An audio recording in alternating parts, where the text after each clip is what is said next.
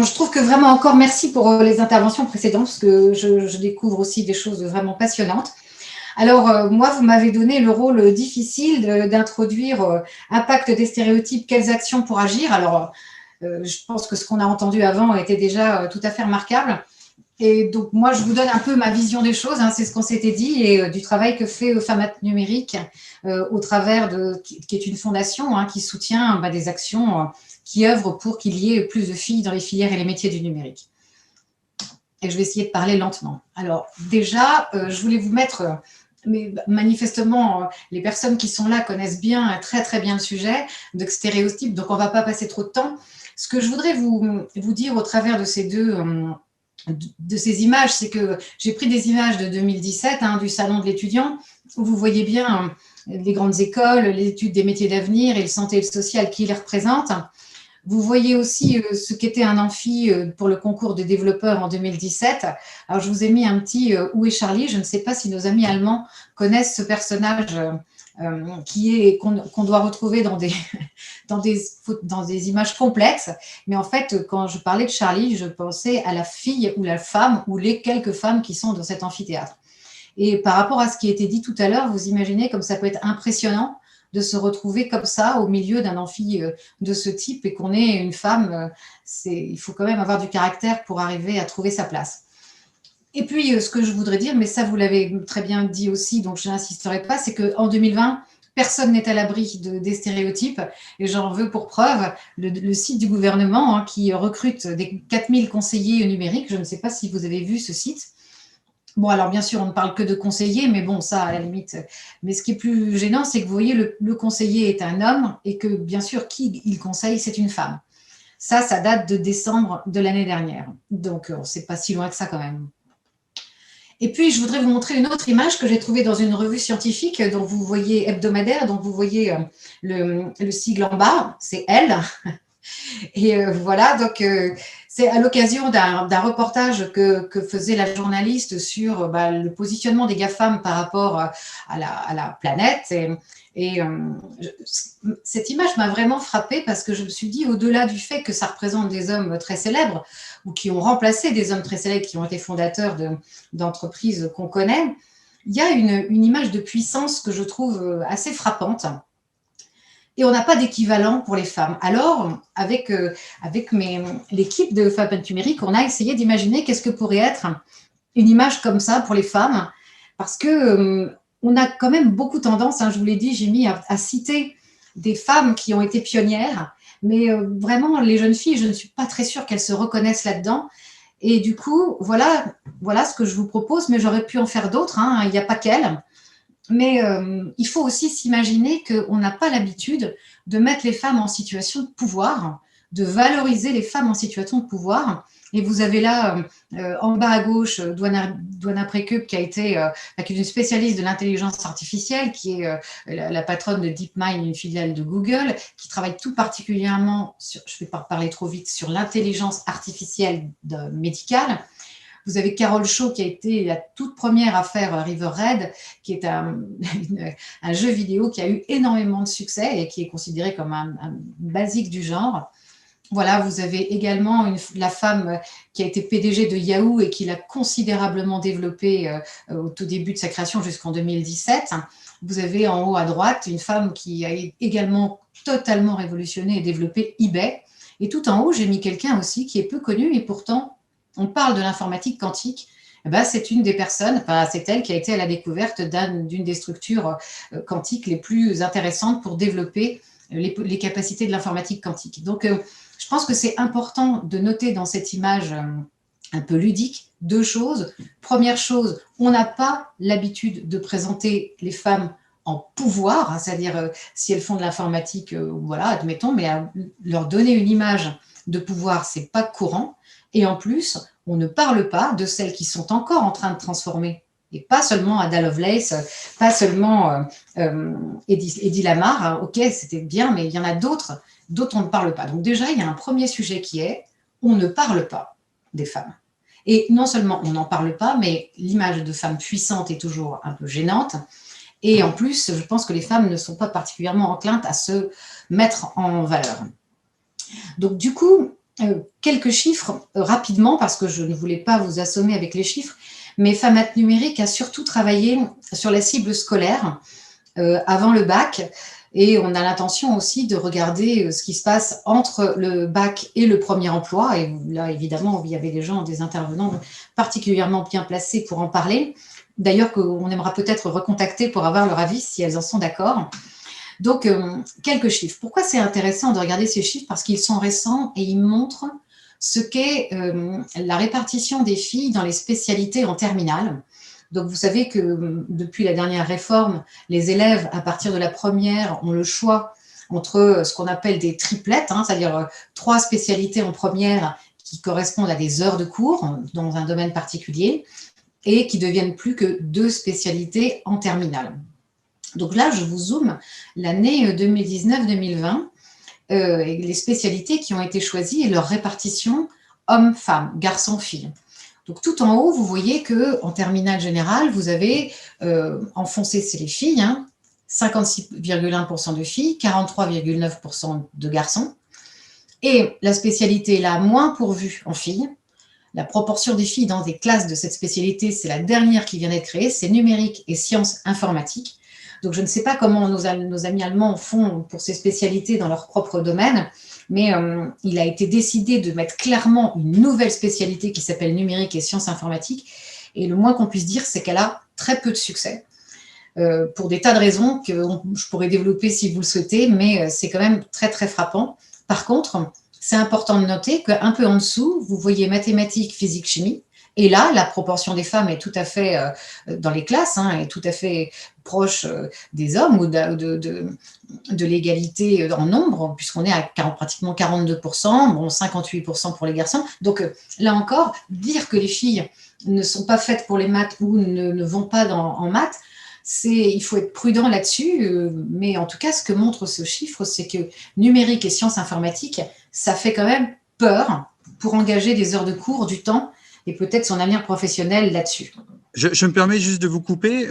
Ça tombe bien, votre slide, parce que pour être honnête avec vous, j'ai 4 enfants. J'ai 2 garçons, 2 filles. J'ai une fille qui est en 3e, qui a beaucoup de caractère, beaucoup de caractère et qui est plutôt bonne en maths. Et j'ai fait l'expérience ce week-end. Je lui ai dit, voilà, est-ce que Eva, ça t'intéresse, toi, le numérique? Et elle m'a regardé avec des yeux ronds et l'air de dire, mais qu'est-ce que tu racontes, papa? En gros, qu'est-ce que j'ai loupé en tant que père pour qu'elle me sorte en fait un préjugé de ce type-là, alors qu'il me semble que je suis pas le plus macho des hommes et que justement j'ai beaucoup d'ouverture d'esprit par rapport à tout ça. Mais c'est tout le sujet, et c'est tout le sujet de votre atelier, c'est tout le sujet des discussions que vous avez, c'est tout le sujet du travail considérable que font les gens qui sont autour de cet atelier. C'est un sujet de fond, c'est un sujet qui va être long à traiter, c'est un sujet dont nous sommes tous porteurs. Et la première des choses que je peux vous dire, alors je pense que ça n'a rien à voir avec l'éducation de père, enfin, rien à voir, bon, je vous laisserai vous expliquer avec votre famille, mais par contre, ça a beaucoup à voir avec la façon dont on a représenté ces métiers dans l'image que les filles en ont. Et ce que disait Malika tout à l'heure je rejoins totalement, qui est que ça commence très tôt, très très tôt, et ça commence très tôt quand on leur fait comprendre que c'est pas pour elles. Moi, je me rappellerai toujours, c'est une anecdote, mais on a fait un salon de l'orientation où c'était fin 2019. On avait un magnifique atelier pour les filles. On était avec l'éducation nationale et mais quand les filles voyaient que c'était numérique, elles se sauvaient. Donc on n'arrivait même pas à les retenir sur l'atelier. On avait pourtant tout prévu, on avait fait des trucs pour que ça les intéresse, mais non. Dès qu'elles voient ça, c'est pas pour elles. Donc il faut réellement s'interroger là-dessus. Et c'est un peu de ça dont je voulais qu'on parle, ou sur lequel ça m'intéresse beaucoup qu'on échange, parce que même si on compare au métier du bâtiment ou au métier il y a quand même quelque chose, et quelque chose qui est d'autant plus grave, qu'a certainement dû mentionner Isabelle Collet, c'est que le numérique n'est pas seulement une matière, c'est une culture. Donc, on va bien au-delà de la simple notion de matière. C'est une compréhension totalement différente du monde qui nous environne. Voilà, donc je passe rapidement les chiffres suivants parce qu'au fond, on peut les résumer à très peu de choses. Si vous avez un chiffre à retenir, c'est 15%. En fait, quels que soient les chiffres, quels que soient les niveaux scolaires, que ce soit le niveau du lycée, que ce soit le niveau de l'enseignement supérieur, C'est même un peu plus bas, je crois, pour la formation technique, hein, IUT. Je crois que c'est 9%. Que ce soit les filières ingénieurs que vous voyez à droite, la proportion des femmes dans ces filières informatiques, dans les classes de ces filières, ne dépasse rarement 17%. Ce qui est considérablement faible. Et si je reprends les filières d'ingénieurs, elles sont plus de 60% à être sur des filières, alors je reprends le libellé exact, je ne l'ai plus, mais enfin c'est filières sciences de la vie et de la terre, quoi, voilà, hein, pour faire court. Et ça, 60% en sciences de la vie et de la terre, 17% en informatique, on va appeler ça comme ça, c'est pratiquement une constante. Et plus grave encore, moi j'ai vu des chiffres, mais je n'ai pas voulu vous assommer avec ça, du ministère de l'enseignement supérieur qui a fait une rétrospective du nombre de filles et de garçons spécifiquement dans la spécialité informatique dans les études supérieures sous la tutelle de l'éducation nationale. Eh bien, depuis 2006, ce chiffre, cette proportion de 15-16% n'a pas bougé depuis 2006. Alors que le nombre de filles a augmenté. Mais il faut bien garder à l'esprit que le nombre de filles a augmenté parce que le nombre d'étudiants a augmenté, mais la proportion n'a pas bougé depuis 15 ans. Voilà, donc il y a quand même un gros sujet. Et aussi, j'écoutais Malika et je me rends compte qu'il y a beaucoup de choses qui sont apparues en 2014-2015. Il y a une vraie prise de conscience qui est apparue. Il y a des gens qui ont commencé à réfléchir à ça. Et on note quand même une nette inflexion à partir de 2015-2016 du nombre d'étudiants en effectif informatique. Même si, bien sûr, la part des filles n'augmente pas, le nombre de filles augmente. Et il y a une inflexion dans la courbe qui commence à se sentir, ce qui fait que je pense qu'il y a quand même des choses qui fonctionnent. Alors bon, juste pour se faire plaisir, je sais que c'est totalement illisible, mais comme nous avons nos amis allemands qui sont là, j'ai voulu comparer, c'est Eurostat qui fournit ces chiffres. Donc vous avez à gauche la part des femmes étudiantes dans l'enseignement supérieur. Donc la barre noire, l'Allemagne est plutôt bien placée, c'est des chiffres de 2018 avec 21%. Nous, on est en dessous de la moyenne européenne qui est à 18%. Et vous voyez, on retrouve ce fameux plafond de 15%. Qui nous place vraiment pas bien haut dans l'ensemble de la communauté européenne. Là où on se rattrape, et je trouve ça vraiment intéressant, c'est quand on est sur la part des femmes dans les métiers de la TIC. Et là, bon, c'est pas très brillant, Là, on a un 19,6%, ça augmente entre le 2018 qui est un peu plus clair que 2019. Dans Eurostat, le chiffre est de 19,6%. En France, on dit plutôt qu'on est autour de 20-22%. Bon, mais peu importe.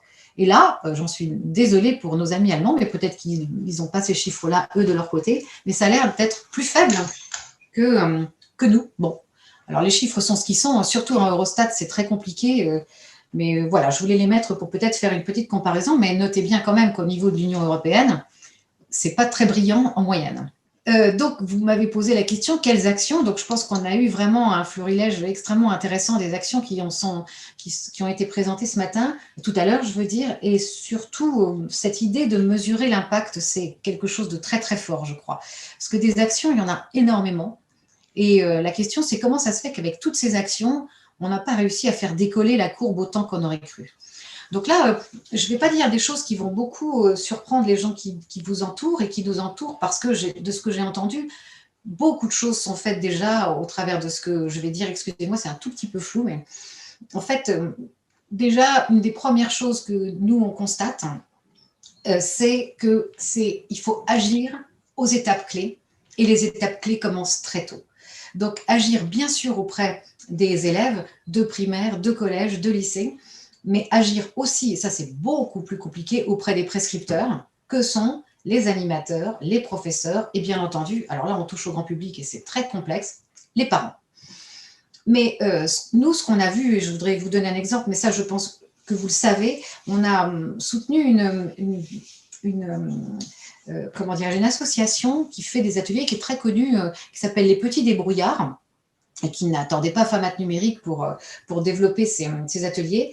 Et ce qui était très surprenant, c'est que dans le cadre du projet qu'ils nous ont soumis, ils se sont associés avec une entreprise de spécialisée dans les stéréotypes, dans les biais de genre, etc. Et ils ont soumis leur propre atelier à l'observation de cette entreprise.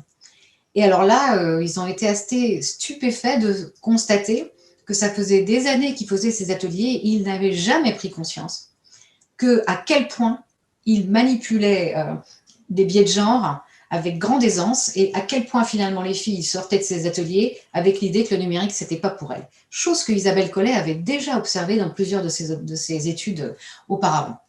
Voilà, donc du coup, il travaille sur faire des outils pédagogiques qui permettent également à l'animateur de se sentir à l'aise et en confiance avec la façon dont il va animer et tenir compte de la mixité des élèves qui sont, les jeunes élèves qui sont devant lui.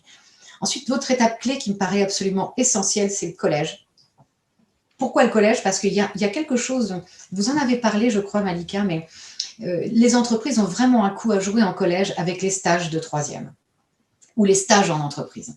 C'est-à-dire que moi, je sais, parce que j'ai été DSI, j'ai été dans les structures informatiques, à quel point c'est difficile de se dire qu'on va accueillir des jeunes enfants, on n'a pas le temps, on est pressé, on se dit que ça ne va pas les intéresser, et on bâcle ce genre de stage, et encore quand on en fait. Donc nous, ce qu'on a essayé de développer, c'est une plateforme qui s'appelle My Future, moi dans 10 ans, que vous pouvez trouver sur Internet, hein, et qui était d'abord orientée sur les stages, évidemment pour des milieux défavorisés, hein, qui n'ont pas les relations pour avoir la possibilité d'avoir des stages. Et ils ont décidé d'enrichir cette plateforme d'une vraie analyse de qu'est-ce qui fait qu'on pourrait faire réussir des stages dans le numérique à des filles. Et ils ont vraiment été extraordinaires. Ils ont fait des choses très intéressantes, des webinaires d'accompagnement des entreprises, une toute autre façon de rédiger les offres de stage. Vous en avez parlé, Malika. Il ne suffit pas juste de mettre au féminin le nom. C'est exactement comme les offres d'emploi. Il faut en parler autrement. Et ce qu'ils ont fait aussi, c'est qu'ils ont couplé le stage numérique lui-même, hein, ou informatique, avec le domaine dans lequel il exerce. Et notamment, il y a eu un cas où, parce que sur leur plateforme, il y avait stage informatique, donc évidemment, aucune fille ne s'inscrivait. Et il y a eu ils ont décidé que quand une entreprise postait son stage, elle postait aussi le domaine. Et le domaine, par exemple, ça peut être la musique. Et donc, une jeune fille qui cherche un stage dans la musique se voit proposer des stages en informatique. Voilà, donc ce qui fait que ça évite cette barrière de l'informatique qui fait que à laquelle vous avez été confronté, Jimmy, c'est qu'il ne faut pas aborder les choses comme ça. Voilà, donc je n'irai pas plus loin là-dessus. Si vous voulez plus d'informations, je serai à votre disposition.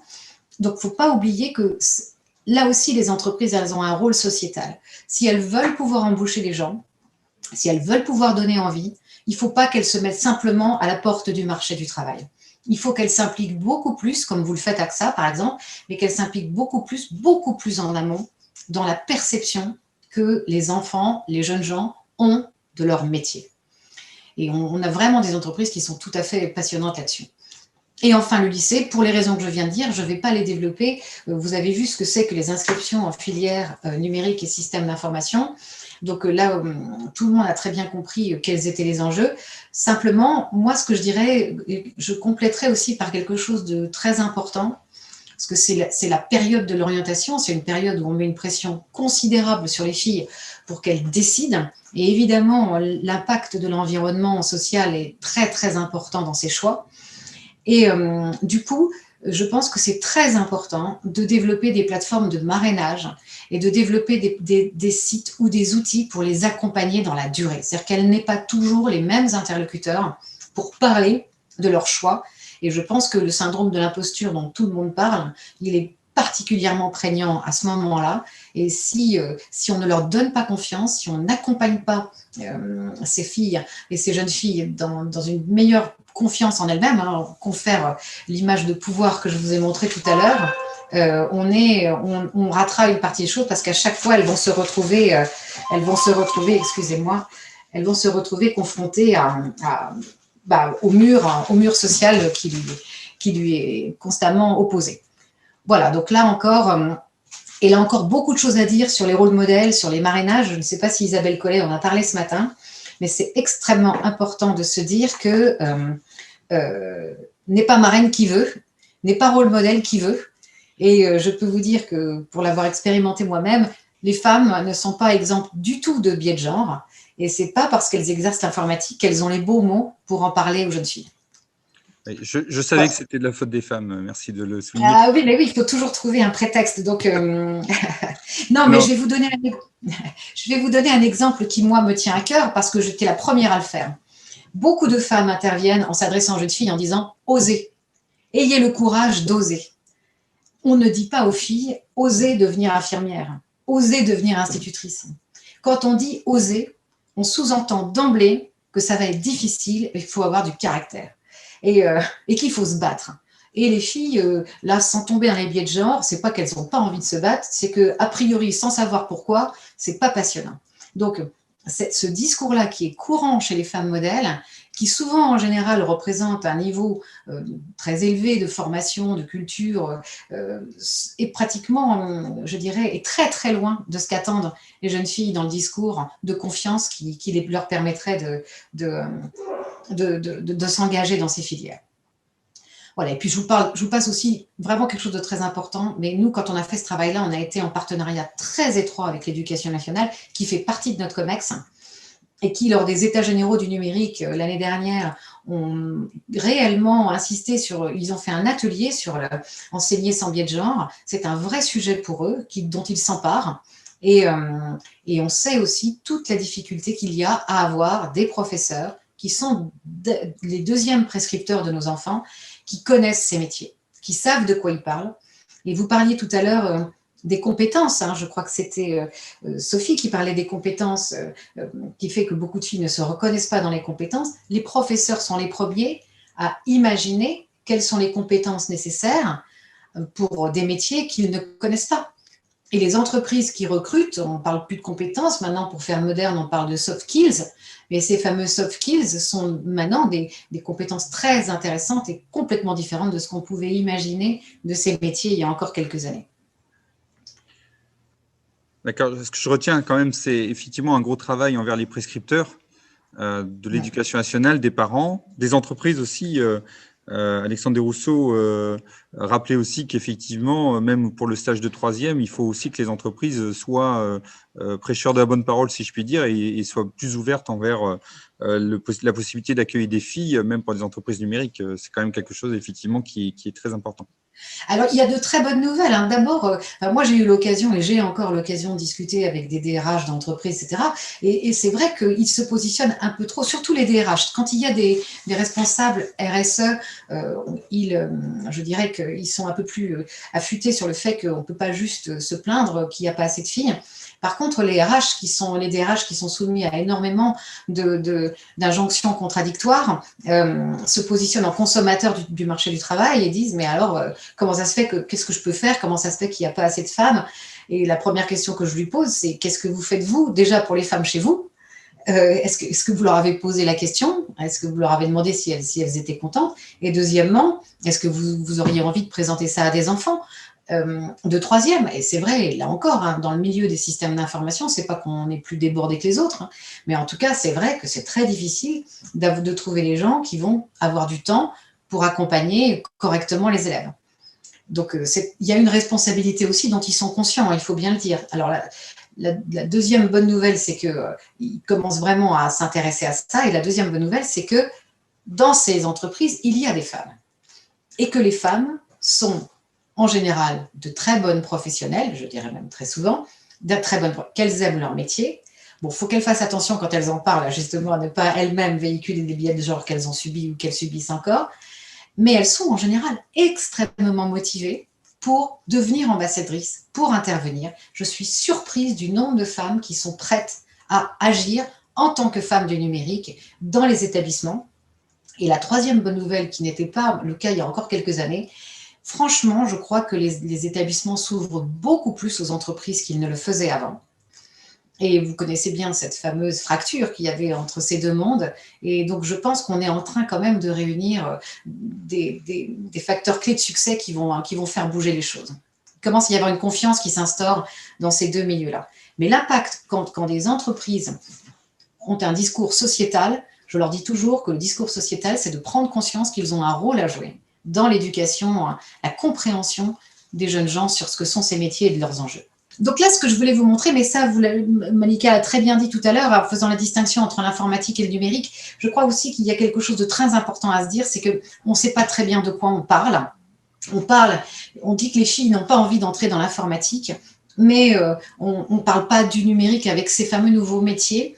Et comment voulez-vous qu'une jeune fille, ou qu'un garçon d'ailleurs, hein, se projette dans ces métiers? Je voulais vous montrer une étude très intéressante qu'a sortie l'INSEE et qui a comparé son analyse entre 2009 et à l'occasion des recensements en 2009 et 2017.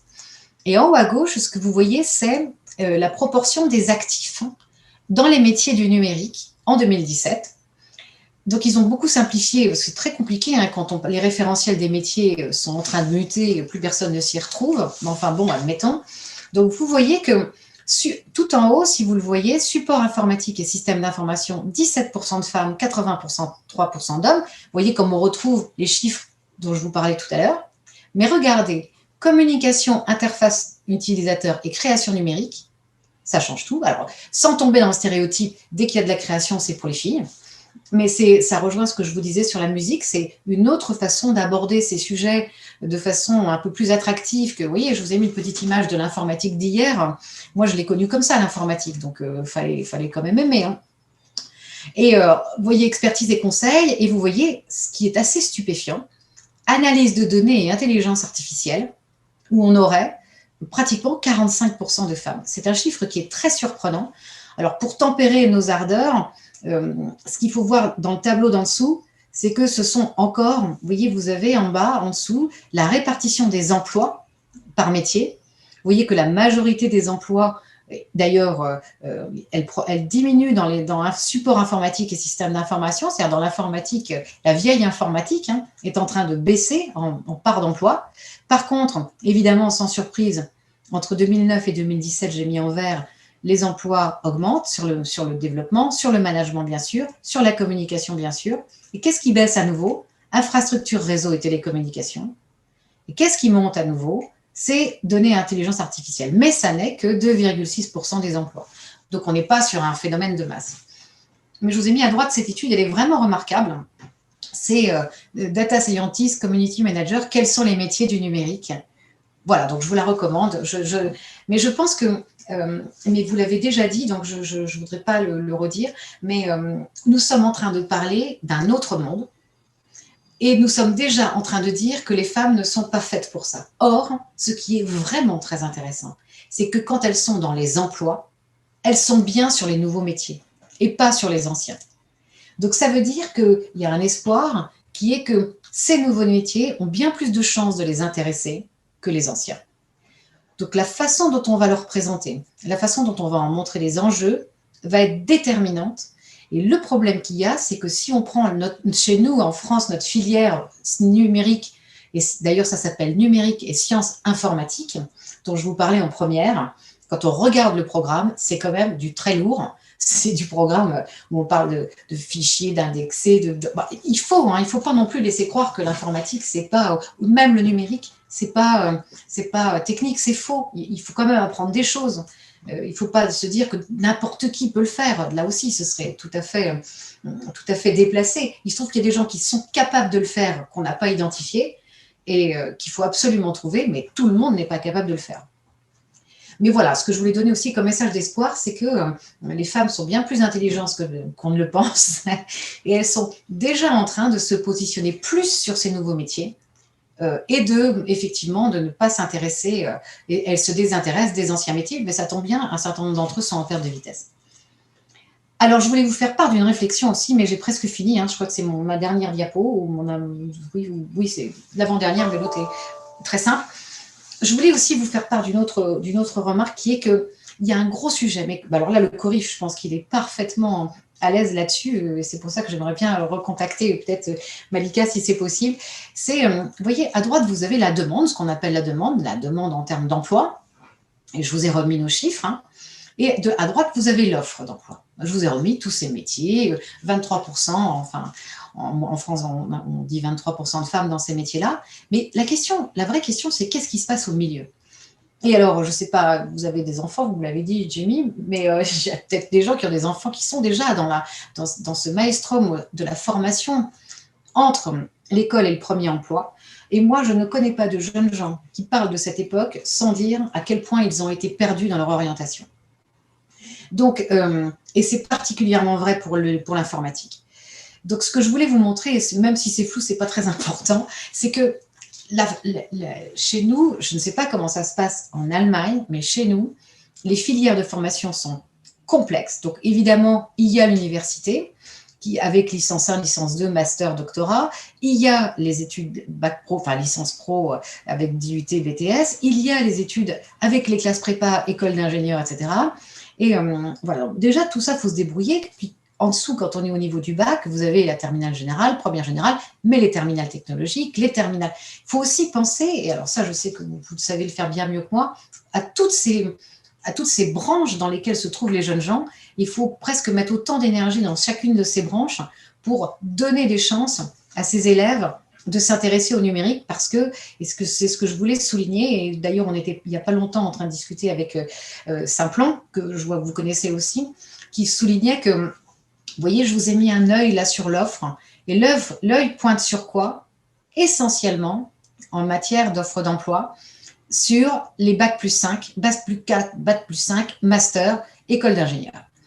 Donc évidemment, c'est toujours facile de se plaindre que la machine ne produit pas assez de compétences quand le spectre, il est si étroit qu'on ne regarde pas le potentiel. Et je vous ai rajouté les femmes en reconversion, en réorientation, en formation continue.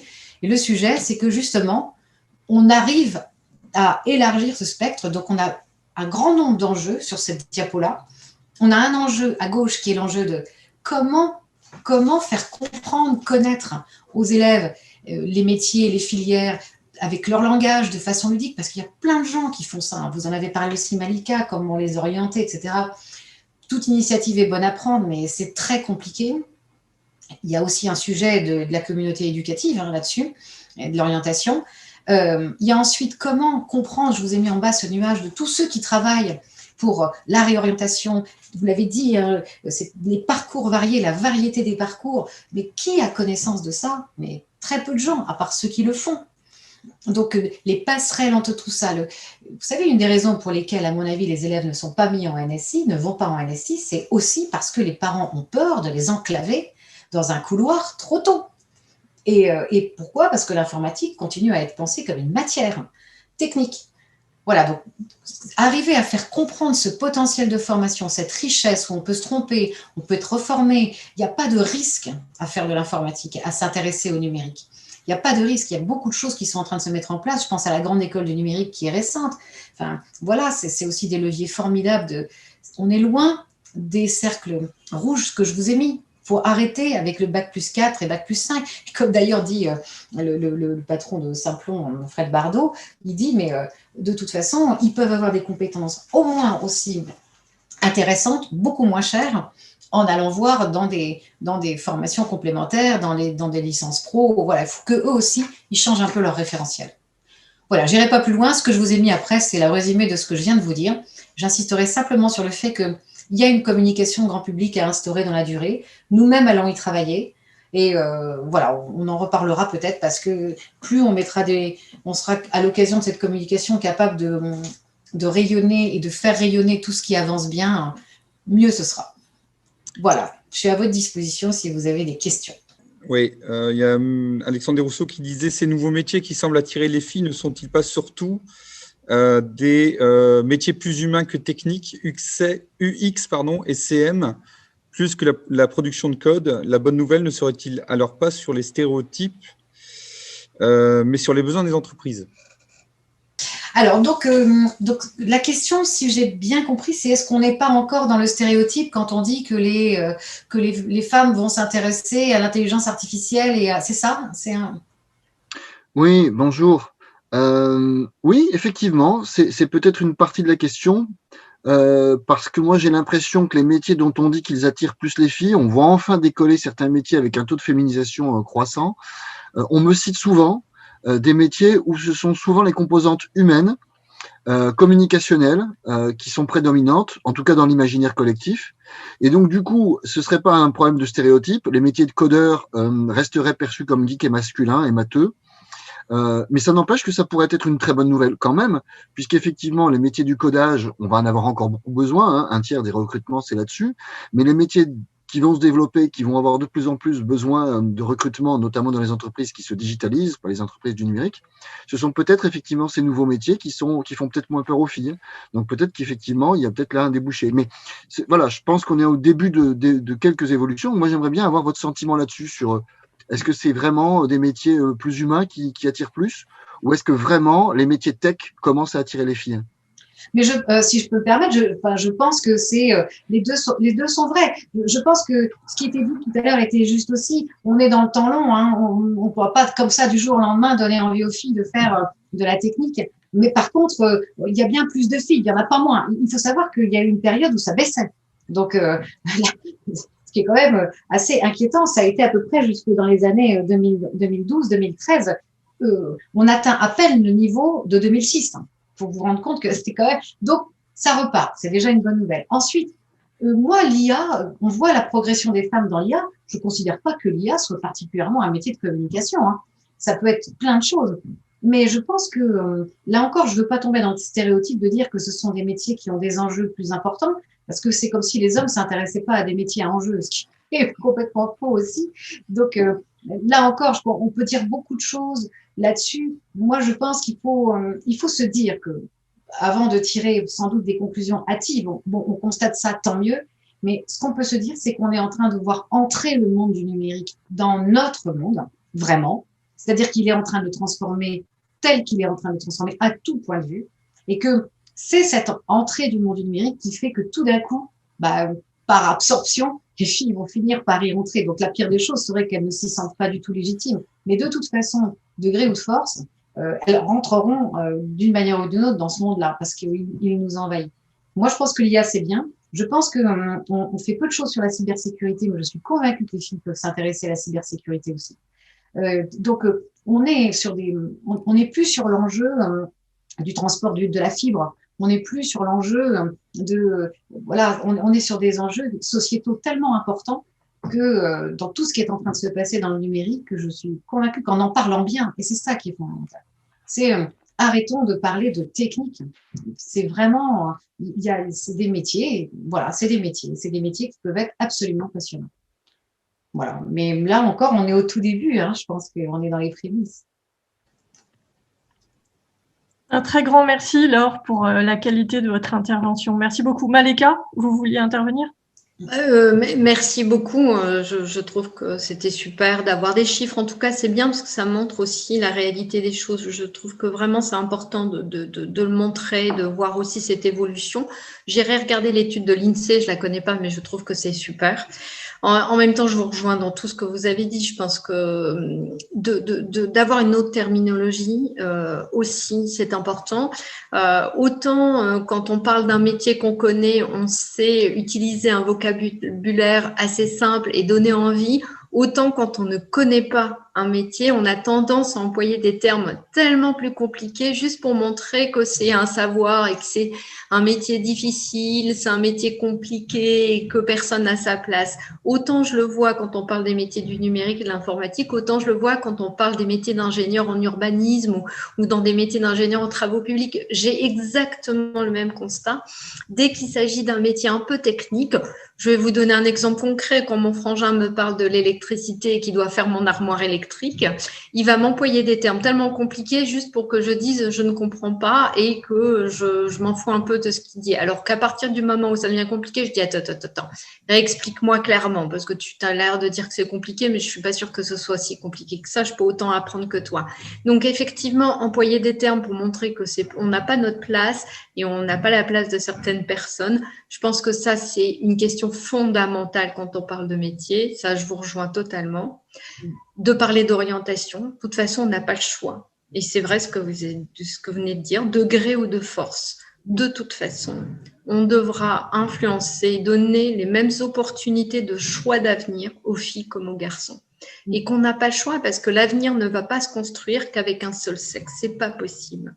Autant l'intelligence artificielle ne peut pas se construire sans les femmes. Je le vois quand on parle de sexisme dans les réseaux sociaux, quand je vois dans les différents moteurs de recherche. Mais autant je parle de sexisme comme je peux parler d'intersectionnalité. Autant j'entends des termes racistes, racisés. Et donc, d'avoir cette diversité dans l'égalité et l'égalité dans la diversité, c'est extrêmement important. Ne pas oublier aussi d'avoir cette envie de dire à toutes les filles, quelles que soient les filles, vous avez votre place, parce que l'avenir et l'intelligence artificielle ne peut pas se construire sans elle, c'est pas possible. Et là, je vous rejoins totalement. Merci beaucoup, Malika. Je me permets de citer encore une anecdote qui est vraiment très amusante. Enfin, moi, je la trouve amusante. Après, bien sûr, je vous laisserai juge. C'est que nous avons développé un conteneur escape game. Bon, on n'est pas les seuls à avoir fait ça. Enfin, quand je dis nous, je rends vraiment hommage au campus des métiers de Dromardèche, qui est un projet qu'on a soutenu, qui a fait cet escape game.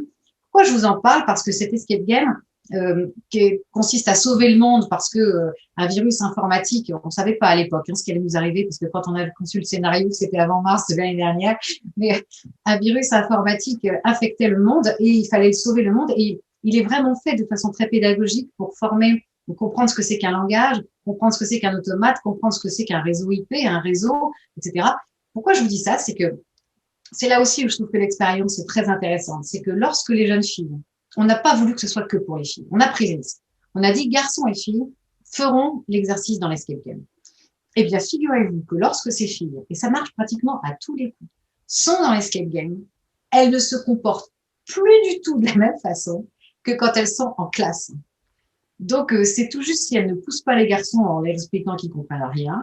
C'est, voilà, elles prennent des initiatives parce qu'elles sont dans un environnement où il n'y a plus, où on a changé la donne en matière de rapport relationnel entre l'animateur, les élèves, je prends la parole, etc. Donc, je pense qu'il y a des sujets autour de ça. Et on constate la même chose avec les jeux sur PlayStation quand on joue en réseau. Les filles vont prendre des prénoms ou des pseudos un peu non genrés, et effectivement, elles ne se comportent pas du tout de la même manière lorsqu'elles jouent en réseau. C'est extraordinaire. Et moi, j'ai fait l'expérience. J'ai pas mis mon prénom, j'ai mis des initiales, donc personne ne pouvait savoir si j'étais une fille ou un garçon. Et c'est vrai qu'on se comporte pas du tout de la même manière, parce qu'on se dit de toute façon, personne ne sait qui est derrière. Et c'est vrai que j'ai constaté qu'il y a une vraie différence. C'est extraordinaire. Ouais. Alors, il y a plein de messages dans le chat. Est-ce qu'il y a peut-être pas qu'on parle trop, Malika et moi? Non, c'était surtout des messages, si je résume, qui allaient dans votre sens. Donc, effectivement, sur toutes les conclusions que vous aviez dites.